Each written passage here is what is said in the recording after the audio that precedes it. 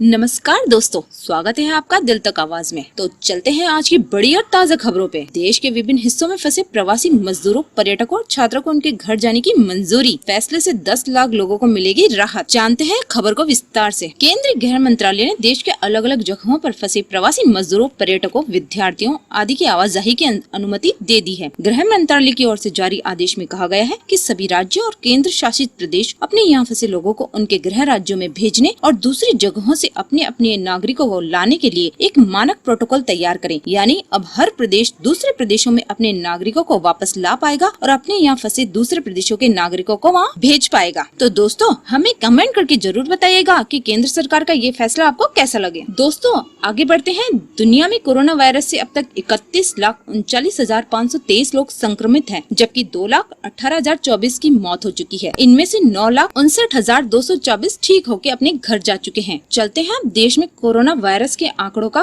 क्रम कहां तक जारी है। भारत में कोरोना वायरस के 31,787 मामले सामने आए हैं, जिनमें से 10,078 लोग विदा ले चुके हैं। 22,982 लोगों का इलाज जारी है और 7,793 लोग ठीक होकर अपने घर आ चुके हैं। दोस्तों, केंद्रीय स्वास्थ्य मंत्रालय ने बताया कि पिछले 24 घंटों में कोरोना के 1,813 नए मामले सामने आए हैं और 71 लोगों की मौत हुई है। 24 घंटों के अंदर हुई मौतों में अब तक का यह देश में सर्वाधिक आंकड़ा है, जो कि बहुत ही चिंता का विषय है। दोस्तों, बढ़ते हैं आज की बड़ी और ताज़ा खबरों की ओर। कोरोना के मरीजों के होम आइसोलेशन के लिए नई गाइडलाइंस जारी की गई है। जानते हैं इनमें क्या क्या जरूरी है। वेरी माइल्ड कैटेगरी में होने के साथ ही मरीज के घर पर सेल्फ आइसोलेशन और परिवार के सदस्यों को क्वारंटाइन करने की सुविधा भी होनी चाहिए। साथ ही साथ मरीज की 24 घंटे देखभाल के लिए कोई व्यक्ति भी होना चाहिए। मरीज जब तक आइसोलेशन में रहे तब तक उसकी देखभाल करने और अस्पताल के बीच संपर्क का जरिया भी होना चाहिए। देखभाल करने वाले और मरीज के करीबी संपर्क वाले लोगों को डॉक्टर की सलाह से हाइड्रोक्सीक्लोरोक्विन दवा लेनी होगी। आरोग्य सेतु ऐप डाउनलोड करना होगा। इसे ब्लूटूथ और वाईफाई के जरिए हर वक्त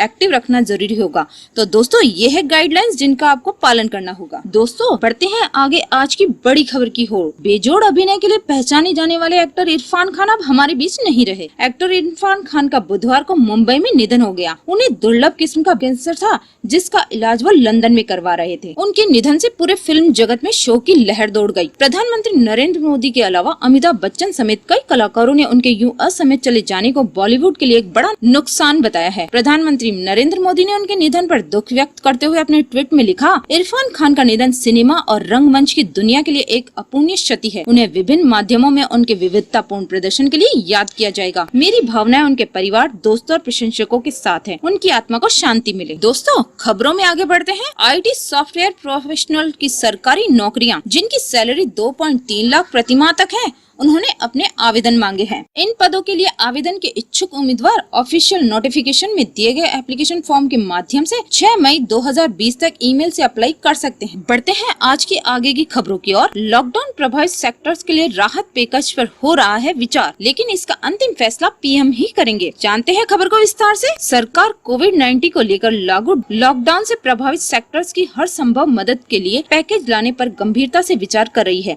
और प्रधानमंत्री स्तर पर इस बारे में निर्णय किया जाएगा। केंद्रीय मंत्री नितिन गडकरी ने बुधवार को ये बात कही। रियल एस्टेट से जुड़े उद्योग संगठन नार्डेको से वीडियो कॉन्फ्रेंसिंग के जरिए बातचीत के दौरान MSME और सड़क परिवहन और राजमार्ग मंत्री ने कहा, मैंने अपने विभाग की ओर से सुझाव भेज दिया है, लेकिन प्रधानमंत्री और वित्त मंत्री इस बाबत अंतिम निर्णय ही करेंगे। दोस्तों, खबरों में आगे बढ़ते हैं। आज की बड़ी खबर यह है कि हाल ही में कई राज्यों में कोरोना वायरस मरीजों के प्लाज्मा थेरेपी से सफल इलाज की बात ही कही गई थी, जिसके बाद केंद्र सरकार ने साफ किया है कि अभी तक ये साबित नहीं हुआ है कि प्लाज्मा थेरेपी से कोरोना वायरस का इलाज किया जा सकता है। साथ ही कहा कि इसका इस्तेमाल अवैध है और इससे मरीज की जान भी जा सकती है। दोस्तों, खबरों में आगे बढ़ते हैं। कोरोना की वजह से नोएडा में रहने वाले लोगों के घर पहुंचाई जाएगी नकदी। उन्हें बैंक या ATM नहीं जाना पड़ेगा। कोरोना वायरस के कारण लॉकडाउन के दौरान नकदी की जरूरत वाले लोगों को अब बैंक या ATM में जाने की जरूरत नहीं है। हरियाणा के बाद अब नोएडा में भी कोविड-19 हॉटस्पॉट क्षेत्रों में आपके घर पर कैश पहुँचाया जा रहा है। दिल्ली के गौतम नगर के जिला मजिस्ट्रेट सुहास ललिन केरे यतिराज ने कहा कि 232 बैंक मित्र के जरिए नोएडा के हॉटस्पॉट क्षेत्रों में घर पर नकदी पहुंचाया जा रहा है। मजिस्ट्रेट ने ट्वीट के जरिए कहा कि गौतम बौद्ध नगर के बैंक के 232 बैंक मित्र हॉटस्पॉट में नकदी पहुंचा रहे हैं। इंडिया पोस्ट के जरिए आधार आधारित सेवाओं के माध्यम से 19 स्थानों में ये सेवा चल रही है। उन्होंने कहा कि हम शहर के गाँव में परेशानी मुक्त वित्तीय लेन देन को सक्षम करने के लिए भी सभी प्रयास करेंगे। खबरों में आगे बढ़ते हैं। कोरोना वायरस लॉकडाउन के चलते 24 मार्च से अब तक 9.39 करोड़ किसानों को करीब 18,000 करोड़ रुपए ट्रांसफर किए गए। केंद्रीय ग्रामीण विकास एवं पंचायती राज मंत्री नरेंद्र सिंह तोमर ने कहा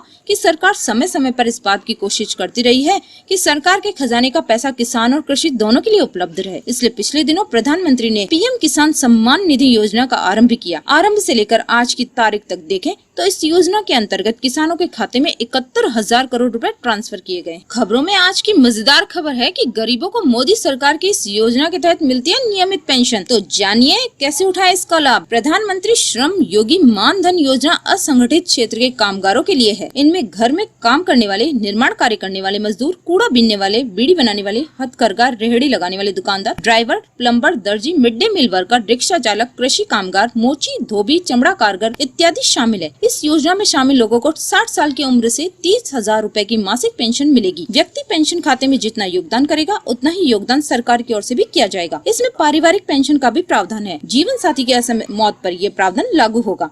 नजदीकी CSC का पता लगाने के लिए LIC, ESIC और EPFO के ब्रांच ऑफिस के अलावा केंद्र और राज्य सरकार के श्रम कार्यालय आप जा सकते हैं और इस योजना का लाभ उठा सकते हैं। दोस्तों खबरों में आगे बढ़ते हैं। कर्मचारियों की तनख्वाह में कटौती के लिए अध्यादेश लाएगी केरल सरकार। कोरोना संकट से निपटने के लिए पैसों की कमी दूर करने के लिए कर्मचारियों की तनख्वाह काटने के लिए केरल सरकार ने बुधवार को एक अध्यादेश लाने का फैसला किया है। मालूम हो कि केरल हाईकोर्ट ने मंगलवार को राज्य सरकार की ओर से जारी कर्मचारियों के वेतन कटौती के आदेश पर अगले 2 महीने तक के लिए रोक लगा दी। हाईकोर्ट ने इस आदेश को कानून सम्मत नहीं बताया था। हाईकोर्ट के उक्त रुख के एक दिन बाद केरल की वाम नेतृत्व वाली सरकार ने ये फैसला लिया है। दोस्तों खबरों में आगे बढ़ते हैं आज की बड़ी खबर की ओर। आधार कार्ड अपडेट कराना हुआ और भी आसान। घर के पड़ोस में स्थित CSCS पर हो जाएगा आपका काम। तो जानेंगे खबर विस्तार से। आधार कार्ड में दर्ज पता में किसी तरह का सुधार, बदलाव या नवीन जानकारी प्रविष्ट कराना और भी अब हो जाएगा आसान, क्योंकि भारतीय विशिष्ट पहचान प्राधिकरण ने बैंकिंग कॉरेस्पॉन्डेंट के तौर पर काम कर रहे 20,000 कॉमन सर्विस सेंटर्स को लोगों के आधार अपडेट करने की अनुमति दे दी है। UIDAI ने इन सर्विस सेंटर्स को 24 अप्रैल को आधार अपडेट करने की अनुमति सशर्त दी है। चलते हैं दोस्तों खबरों में आगे बढ़ते हैं शिक्षा की ओर। दिल्ली सरकार ने दूरदर्शन और AIR से मांगे 3 घंटे। ऑन एयर पढ़ाई कराने की हो रही है तैयारी। दोस्तों कोरोना वायरस की वजह से देश भर में चल रहे लॉकडाउन के कारण स्कूल, कॉलेज सहित तमाम शैक्षणिक संस्थान बंद है। ऐसे में दिल्ली सरकार एक बड़ी पहल करने जा रही है। इसके मुताबिक सरकार ने दूरदर्शन और ऑल इंडिया रेडियो से ऑन एयर क्लासेस चलाने के लिए वक्त मांगा है। सरकार ने 3 घंटे का समय मांगा है, जिससे छात्र छात्राओं की पढ़ाई बाधित न हो। इस बारे में दिल्ली शिक्षा निदेशालय के अधिकारी ने बताया कि हमने केंद्र से संपर्क किया है और दूरदर्शन और ऑल इंडिया रेडियो पर रोजाना समय के 3 घंटे की मांग की है। इसके तहत जब तक कि स्कूल फिर से न खुल जाए तब तक हम छात्रों के लिए ऑन एयर कक्षाएं प्रसारित कर सकें। इसके लिए हमने एलिमेंट्री, सेकेंडरी और वरिष्ठ माध्यमिक कक्षाओं के लिए अलग अलग स्लॉट की मांग की है, जिससे स्टूडेंट की पढ़ाई शुरू कराई जा सके और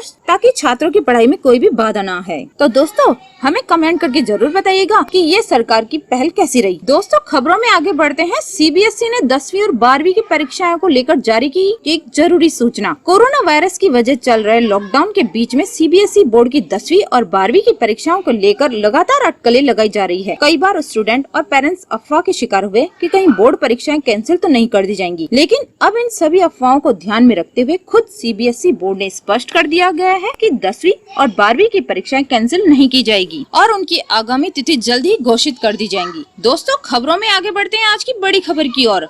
अमेरिका में चीन के खिलाफ खुला मोर्चा। ट्रंप बोले 184 देशों में संक्रमण के प्रसार के लिए चीन दोषी। तो जानेंगे खबर विस्तार से। कोरोना महामारी के वैश्विक प्रसार को लेकर अमेरिका में चीन के खिलाफ मोर्चा खोल दिया है। अमेरिकी राष्ट्रपति डोनाल्ड ट्रंप ने एक बार फिर दोहराया कि 184 देशों में कोरोना संक्रमण के प्रसार के लिए सीधे तौर पर चीन ही दोषी है। अमेरिका समेत यूरोपीय देशों का मानना है कि शुरुआती चरणों में अगर चीन इस वायरस की जानकारी साझा कर देता तो विश्व इतने बड़े विनाश से बच जाता। इतने बड़े पैमाने पर न तो मौत के साथ वैश्विक अर्थव्यवस्था के विनाश से बचा जा सकता है, न ही इस महामारी को रोका जा सकता है। ट्रंप ने व्हाइट हाउस में मंगलवार को संवाददाताओं से कहा कि चीन के इस कदम से दुनिया के 184 देश भुगत रहे हैं और लॉकडाउन के चलते और इस महामारी को देखते हुए लगता नहीं कि साल के अंत तक भी यह नियंत्रण में आ पाएगी। दोस्तों, खबरों में आगे है राज्य सरकार का बड़ा फैसला। पंजाब में 17 मई तक लॉकडाउन बढ़ा। सुबह 7 से 11 बजे तक जरूरी सामान खरीदने के लिए मिलेगी छूट। दोस्तों, हम आपको बता दें कि पंजाब ऐसा देश का पहला राज्य है जिसने 3 मई के बाद भी लॉकडाउन जारी रखने का ऐलान किया है। मुख्यमंत्री कैप्टन अमरिंदर ने कहा,